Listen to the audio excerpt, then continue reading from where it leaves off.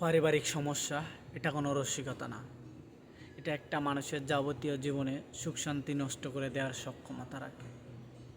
বিশেষ করে আমাদের সমাজে একটা ফ্যামিলিতে কোনো সমস্যা দেখা দিলে আমাদের সমাজে এমন কিছু মানুষ আছে ওই সমস্যাটাকে দ্বিগুণ করার জন্য তারা ব্যস্ত হয়ে পড়ে। কেননা আমাদের সমাজে যে কেউর ভালো কেউ দেখতে পারে না।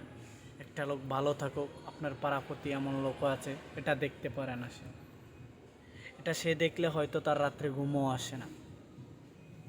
তাই প্রতিনিয়ত চিন্তা ভাবনায় থাকে কিভাবে আপনার ক্ষতি করা যায় বা আপনারকে কিভাবে অশান্তিতে ফেলানো যায়।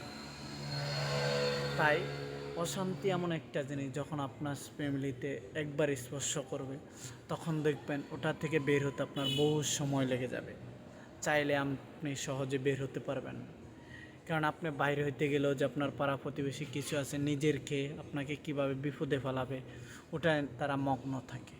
আপনাকে উদ্ধারকরণ থেকে আপনাকে আর কীভাবে বিপদগ্রস্ত করা যায় তারা এটা নিয়ে ব্যস্ত থাকে।